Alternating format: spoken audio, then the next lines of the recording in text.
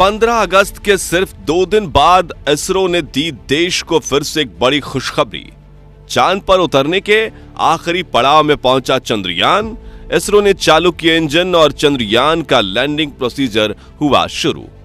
दोस्तों, हमारा चंद्रयान 3 मिशन अपने आखिरी पड़ाव पर आ पहुंचा है और अब इसके सामने बस एक ही लक्ष्य है और वो है चांद की सतह पर सफल लैंडिंग करना। यानी कि अब इसे कोई ऑर्बिट चेंज नहीं करना है और ना ही अपनी गति को बढ़ाना है। लेकिन इसका यह मतलब बिल्कुल नहीं है कि आगे का रास्ता चंद्रयान के लिए आसान होने वाला है, बल्कि ये इस पूरे मिशन का सबसे मुश्किल और सबसे क्रिटिकल फेज है। यहां तक कि हमारा चंद्रयान 2 भी यहीं आकर फेल हुआ था। इसलिए इसरो वैज्ञानिक बहुत ही ज्यादा सावधान हो गए हैं, क्योंकि ये पिछली गलती को फिर दोहराना नहीं चाहते। अब ऐसे में सवाल ये उठता है कि लास्ट टाइम की गई मिस्टेक्स को सुधारने के लिए इसरो ने इस बार क्या प्लानिंग की है और ऐसी क्या वजह है कि इस बार चंद्रयान का लैंड करना 100% तय माना जा रहा है और इसरो वैज्ञानिक इस लैंडिंग प्रोसीजर को किस तरह अंजाम देने वाले हैं। आइए इस वीडियो में गहराई से जानते हैं। दोस्तों, हमारा चंद्रयान अपने 35 दिन के सफर को पूरा करके इस समय चांद के बिल्कुल नजदीक पहुंच चुका है। अभी की बात करें तो अपने 5वें लूनर ऑर्बिट को पूरा करके ये चांद की 100 × 100 किलोमीटर की गोलाकार कक्षा में आ चुका है और अब चांद की सतह से इसकी दूरी सिर्फ 100 किलोमीटर रह गई है। इसरो वैज्ञानिक कुछ ही घंटों में लैंडर और propulsion मॉड्यूल को अलग करने की प्रक्रिया को स्टार्ट कर चुके हैं। ऐसे करने के लिए चंद्रयान के इन दोनों हिस्सों को आपस में जोड़ने वाले हुक्स खोलकर पिछले हिस्से यानी propulsion मॉड्यूल की गति को धीरे धीरे कम किया गया। असल में गति कम करने से हुआ ये कि यान के आगे का हिस्सा यानी लैंडर propulsion मॉड्यूल या खुद को बिना कोई नुकसान पहुंचाए शांति से आगे बढ़ गया और अब आगे का सफर हमारा ये विक्रम लैंडर ही पूरा करेगा। आपकी जानकारी के लिए बता दें कि विक्रम लैंडर अपने साथ प्रज्ञान रोवर को लेकर चांद के दक्षिणी ध्रुव पर लैंड करने की तैयारियों में जुट गया है और propulsion मॉड्यूल से अलग होने के बाद से विक्रम लैंडर को धीरे धीरे करके नीचे भेजा जा रहा है, जहां इसका अगला पड़ाव चांद के 100 × 30 किलोमीटर की कक्षा होगी और इस कक्षा में एंटर करने के बाद लैंडर लूनर सरफेस की तरफ फ्री फॉल करेगा।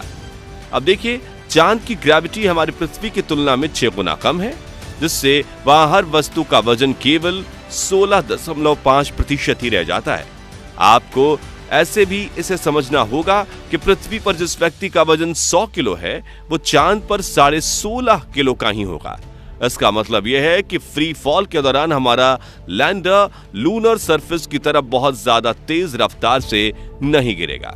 साथ ही इसके गिरने की गति को कंट्रोल करने के लिए समय समय पर रेट्रो बूस्टर्स भी फायर किए जाएंगे। जैसे जैसे ये सतह के करीब आता जाएगा, वैसे ही इसकी नीचे गिरने की गति घटती जाएगी। इस दौरान वैज्ञानिक चंद्रयान के हॉरिजॉन्टल ओरिएंटेशन को धीरे धीरे करके वर्टिकल करेंगे, यानी चंद्रयान नीचे की तरफ आते हुए हवा में सीधा खड़ा हो जाएगा, जिससे उसके पैर नीचे की तरफ आ जाएंगे ताकि लैंडिंग करते हुए इसको कोई परेशानी ना हो। इस तरह नीचे आते हुए जब सतह से इसकी दूरी सिर्फ 400 मीटर रह जाएगी, तब इसकी रफ्तार लगभग 0 कर दी जाएगी। इस फेज को फाइन ब्रेकिंग फेज कहा जाता है, जिसमें चंद्रयान पहले हवा में रुककर उसे एग्जैक्ट जगह की तलाश करेगा जहां उसे उतरना है और जगह मिलने के बाद अपने टारगेट को लॉक करके ये बेहद धीमी रफ्तार से उसकी तरफ नीचे आएगा।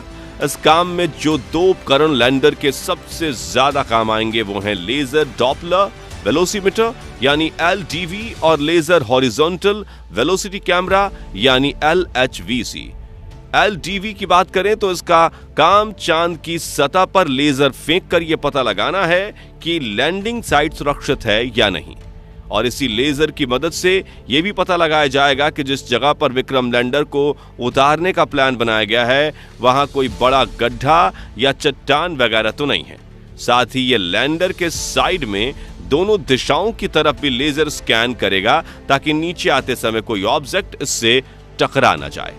वहीं LHVC की बात करें तो ये कैमरा हमारे लैंडर की आंखों का काम करेगा।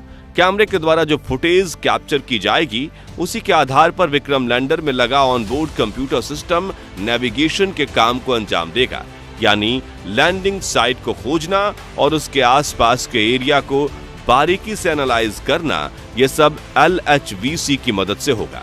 इन दो उपकरणों के अलावा एक और चीज लैंडिंग में बहुत अहम किरदार निभाने वाली है, वो है लैंडर के ऑनबोर्ड कंप्यूटर सिस्टम में लगा AI, क्योंकि उसके बिना इन दोनों उपकरणों का डेटा किसी काम का नहीं है। इसे ऐसे समझिए कि LHVC का काम तो सिर्फ फुटेज और तस्वीरें कैप्चर करना है, और यह डेटा तब तक किसी काम का नहीं है जब तक कि इसे रीड करके कोई डिसीजन ना लिया जाए। ठीक वैसे ही LDV के लेजर से आने वाले डेटा को भी अगर रीड ना किया जाए तो वो किसी काम का नहीं है। और डेटा को रीड करके सही डिसीजन लेने का काम विक्रम लैंडर का AI करेगा, जिसमें सेल्फ डिसीजन पावर है। बिल्कुल आम भाषा में समझाएं तो विक्रम लैंडर का एक इंसानी शरीर की तरह, जिसमें LDV और LHVC के हाथ और आंखों जैसे अलग अलग शारीरिक अंग है, और इसमें लगा कंप्यूटर सिस्टम व AI इसका दिमाग है। यहाँ कंप्यूटर सिस्टम इसलिए भी इतना महत्वपूर्ण हो जाता है क्योंकि लैंडिंग के समय विक्रम लैंडर पर इसरो के वैज्ञानिकों का कोई कंट्रोल नहीं रहेगा। असल में देखिए, पृथ्वी पर मौजूद वैज्ञानिक विक्रम लैंडर से लाखों किलोमीटर दूर हैं, और इतने लंबे डिस्टेंस से रियल टाइम में कम्युनिकेट कर पाना पॉसिबल नहीं है। आखिर सिग्नल्स को भी ये दूरी तय करने में कुछ सेकंड्स का डिले हो सकता है, जबकि लैंडिंग के दौरान इतना समय नहीं रहेगा। उस वक्त तो घड़ी की चौथाई में डिसीजन लेने होंगे, वरना पता चला इतने में यहां से सिग्नल वहां पहुंचेगा, तब तक पूरा खेल ही बिगड़ चुका होगा। इसलिए लैंडिंग का काम ऑटो पायलट मोड पर ही किया जाएगा, ताकि ऑन बोर्ड कंप्यूटर सिस्टम हालात के अनुसार फटाफट फैसले ले सके। आपको याद दिला दे, चंद्रयान 2 के समय भी इस तरह के लैंडिंग को प्लान किया गया था, लेकिन तब गड़बड़ होगी कि हमारा कंप्यूटर सिस्टम बहुत ज्यादा कैपेबल नहीं था, और साथ ही टेक्निकल ग्लिच के कारण चांद की सतह से सिर्फ 2.1 किलोमीटर दूर इसरो का संपर्क भी लैंडर से टूट गया। चंद्रयान 2 के क्रैश होने का सबसे अहम कारण था कि वो चांद की सतह से अपने एल्टीट्यूड यानी कि अपनी ऊंचाई को सही से कैलकुलेट नहीं कर पाया। कंप्यूटर सिस्टम को लगा कि उसकी ऊंचाई ज्यादा है, जबकि वो सतह से काफी करीब था, और इसी गड़बड़ी के चलते उसने क्रैश लैंड किया। यही वजह है कि इस बार वैज्ञानिकों ने चंद्रयान 3 के ऑनबोर्ड कंप्यूटर सिस्टम और AI को काफी ज्यादा एडवांस बनाया है, और इसके साथ इसमें पहले से ज्यादा सेंसर्स और बेहतर इमेजिंग टेक्नोलॉजी का यूज किया गया है। यहां तक कि इस बार इसमें लेग्स यानी लैंडर की जो टांगे हैं जिन पर यह उतरने वाला है, उन्हें भी पहले से काफी ज्यादा मजबूत मिलिट्री ग्रेड मटेरियल से बनाया गया है।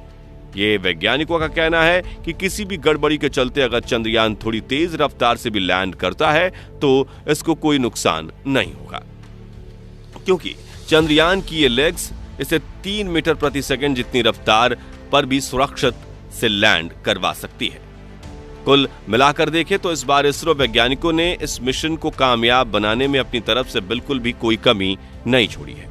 हालांकि कमी तो चंद्रयान 2 के दौरान भी नहीं छोड़ी गई थी, लेकिन जब कोई गड़बड़ होती है तभी पता चलता है कि किस जगह पर क्या कमी रह गई है। इसरो के पास इस बार सबसे बड़ा बेनिफिट यही है कि उन्हें अपनी कमियों के बारे में पहले से पता है, और इन सभी कमियों को दूर करने के बाद ही ये मिशन लॉन्च किया जाएगा। इसलिए तो सब कह रहे हैं कि इस बार चंद्रयान 3 सफलतापूर्वक लैंड जरूर करेगा, और वो दिन अब बहुत दूर नहीं जब चांद के दक्षिणी ध्रुव में हम अपने देश का झंडा लहराता हुआ देखेंगे। वैसे आपको क्या लगता है, इसरो इस बार अपने इस मिशन में कामयाब होगा या नहीं? अपना जवाब कमेंट के माध्यम से जरूर शेयर करें। बाकी हमारी आज की इस वीडियो में बस इतना ही। वीडियो अच्छी लगी हो तो इसे लाइक और शेयर जरूर करना, और अगर आप चैनल पर नए हैं तो चैनल को सब्सक्राइब और फेसबुक पेज को फॉलो जरूर करना। मिलते हैं जल्दी ही एक और इंटरेस्टिंग वीडियो में, तब तक के लिए गुड बाय।